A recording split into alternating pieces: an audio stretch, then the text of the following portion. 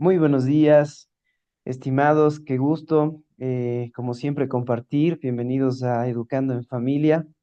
Hoy hablaremos de un tema fascinante y lleno de mitos, la neuroeducación. ¿Sabías que muchos de los conceptos que creemos ciertos sobre el cerebro y el aprendizaje carecen de una evidencia científica?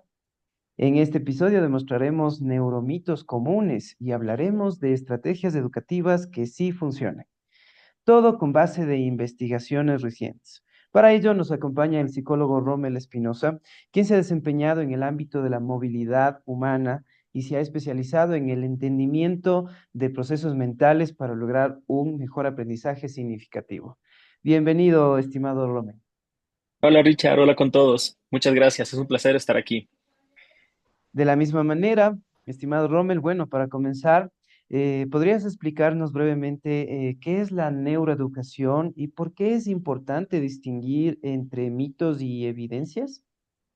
Con gusto. Mira, en base a mi experiencia, la neuroeducación es un campo interdisciplinario que combina primero la neurociencia, al mismo tiempo la psicología y la pedagogía, básicamente para entender cómo aprende el cerebro en el día a día justamente en procesos educativos. Su objetivo no es solamente mejorar el rendimiento académico, sino también diseñar en base a la experiencia, en base a los aprendizajes, de forma significativa, inclusiva y sobre todo basado siempre en evidencias. Es importante también distinguir una cosa, que entre mitos y evidencias hay muchos conceptos erróneos, como por ejemplo los estilos de aprendizaje que persisten en las aulas y sobre todo que estos pueden llegar a limitar el potencial de los estudiantes, que en la práctica vemos que ese es un problema recurrente, lastimosamente por la educación un poco conservadora que hemos mantenido justamente. Comprendo, estimado Rommel, qué interesante. Entonces, bueno, hemos entrado entonces a esto de los neuromitos. Entonces, vamos a empezar. Tengo uno que siempre se ha escuchado, incluso hasta en las Ok. películas. Ujú. ¿Es cierto que solo usamos el 10% de nuestro cerebro? Esto es completamente falso. Y déjame decirte que yo Oh, también lo he escuchado muchas veces. En base porque las técnicas de neuroimagen, como por ejemplo la resonancia magnética funcional, muestran que incluso las tareas simples se activan simplemente con múltiples regiones cerebrales de manera simultánea y coordinada. Es decir, no hay zonas de cierta forma como lo llamamos ociosas en el cerebro, sino que todo nuestro cerebro trabaja de cierta forma conectado y de forma constante, aunque no siempre al mismo nivel. Es decir, este mito probablemente surge de una interpretación errónea justamente de las personas que han realizado estudios antiguos sobre el potencial neuronal no utilizado. Pero la evidencia actual es muy contundente y es muy importante porque usamos básicamente el cerebro en su totalidad, pero bajo ciertas regiones. qué interesante. Como dice, quizás es un estudio antiguo, pero ahora con las nuevas investigaciones se está Se está liberando este rompiendo mito. justamente el mito. Sí, sí, sí. Ahora, otro mito muy popular es el de los estilos de aprendizaje, como ya lo estaba diciendo. Nos dicen que tenemos un estilo visual, auditivo, kinestésico. ¿Realmente aprendemos mejor si nos enseñan según nuestro estilo preferido?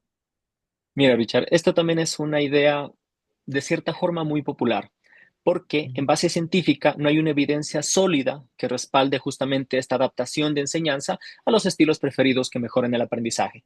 Por ejemplo, un metaanálisis publicado por Plashler y colaboradores, que si no me equivoco fue en el 2008, mostró que no hay mejoras significativas cuando se alinea la enseñanza por el supuesto de estilo del aprendizaje que en este caso cada persona requiere. En lugar de categorizar a los estudiantes, es más efectivo emplear estrategias multisensoriales que integran, como tú lo dijiste al inicio, lo visual, lo auditivo y lo kinestésico para todos, porque el cerebro, aunque no nos demos cuenta, tiende esta forma de aprender mejor cuando recibe información por múltiples vías o múltiples canales. Comprendo, qué interesante. O sea, no es necesario especializarse, sino buscar en todas las áreas que podemos Ujú. hacer. Bueno, y Justamente. tengo otro más, tengo otro más. Ujú. Muchas personas creen que subrayar o resumir y releer son estrategias muy efectivas para aprender. ¿Qué dice la ciencia al respecto? De cierta forma, sí son estrategias, pero lastimosamente son estrategias muy pasivas. Es decir, Mm, baja elaboración cognitiva. El cerebro entre menos trabaja, menos actividad neuronal tiene y por ende baja la retentiva.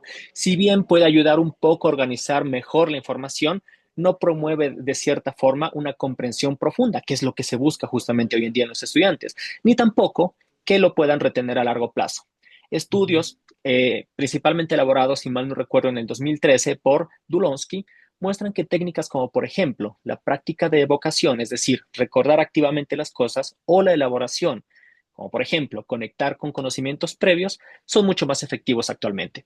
Por ejemplo, en lugar de releer capítulos, como generalmente lo hemos venido haciendo cuando tenemos una tarea específica, es mejor cerrar el libro que estemos justamente intentando comprender y tratar de explicar el contenido, pero directamente con nuestras propias palabras.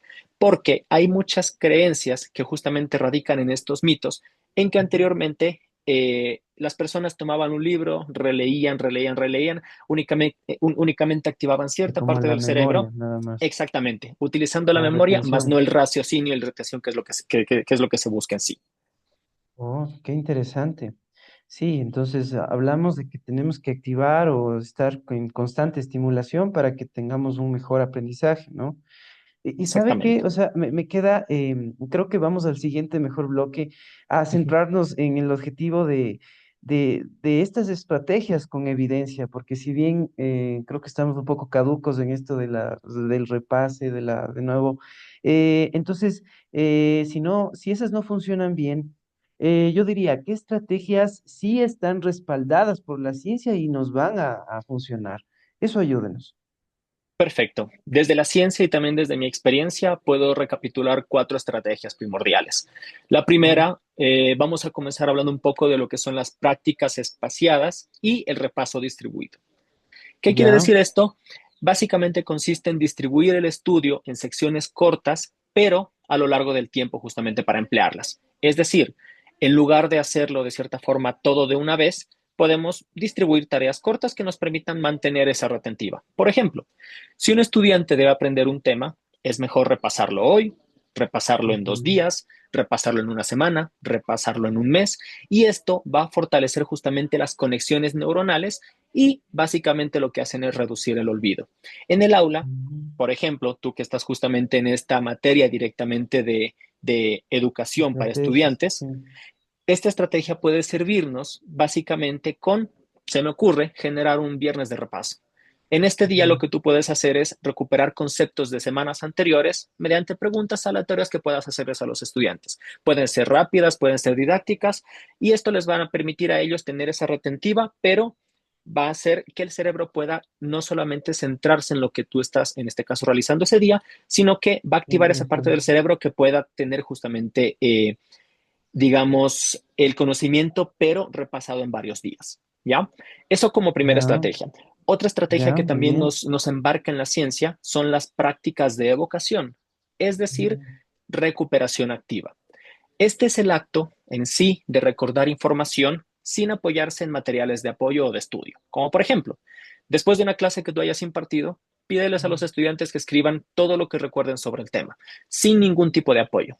Por ejemplo, descargas cerebrales. La idea es que se busque justamente generar esto, o como se le conoce también en la ciencia, el brain dump.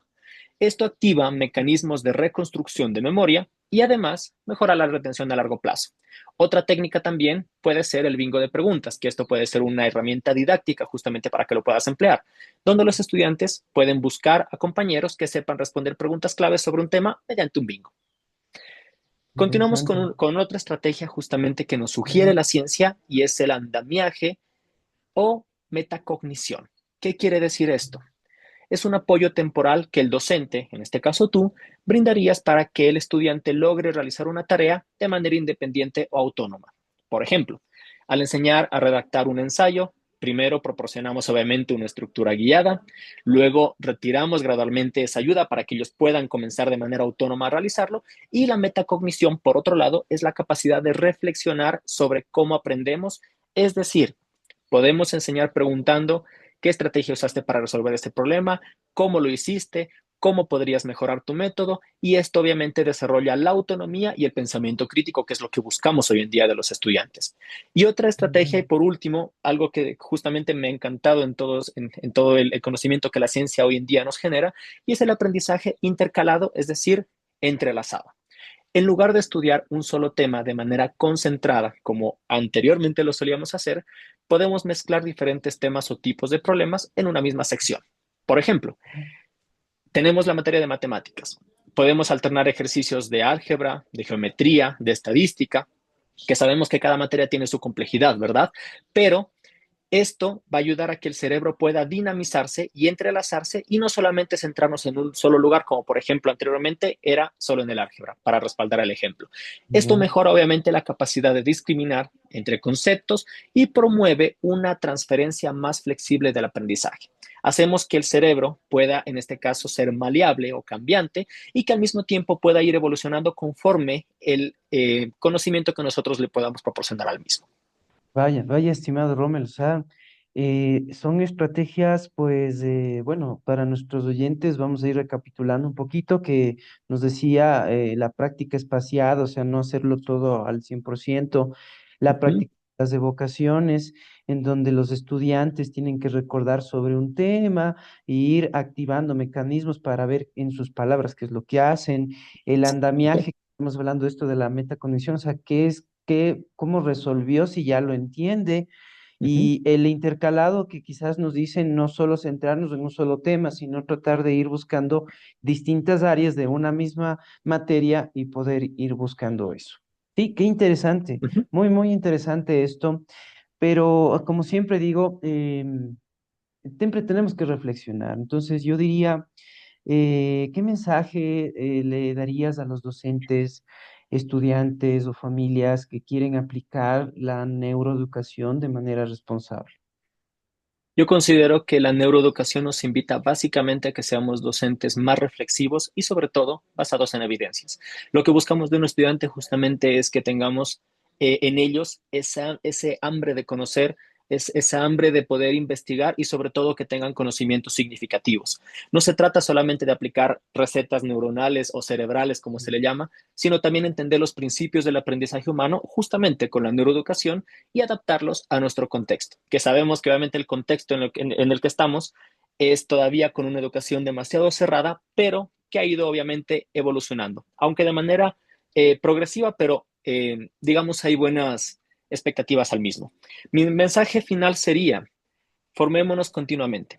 Todo el tiempo aprovechemos esa gran herramienta que es la ciencia y sobre todo cuestionemos los mitos que hablábamos al inicio, porque estos Ujú, son los que prácticamente nos permiten continuar en esa misma línea y no poder avanzar. Diseñemos ujú. además experiencias donde los estudiantes sean activos. Hablábamos de una de las estrategias que es ser justamente independientes y hacer los conocimientos nuestros y permitamos que ellos puedan equivocarse, permitamos que ellos reflexionen de esos errores, permitamos que ellos puedan construir significativamente y al final educar con neurociencia es educar con más humanidad y con más ciencia, como lo dice justamente su nombre. No, qué interesante. eh, Siento que ha sido este capítulo pues muy, muy gratificante. No me queda más que agradecerle, estimado Rommel, esta conversación tan enriquecedora siempre nos va a ayudar a mejorar. Y como usted dice, o sea, hay que recordar que educar con ciencia es educar con conciencia, ¿no? Eh, Exactamente. eso de mi parte, ¿no? Igualmente, Richard, muchas gracias a ti y ha sido un placer poder contribuir justamente en la ciencia. Bueno, y a ustedes también, agradecerles, queridos radioescuchas. Estamos siempre aquí pendientes en su programa Educando en Familia. Ya sabe quién les habla, Richard Molina. Y nos vemos hasta el próximo episodio. Agradecerle, estimado Rommel. Hasta pronto, en una próxima oportunidad. Y como siempre, que viva Jesús en nuestros corazones por siempre. Muchas gracias. Amén.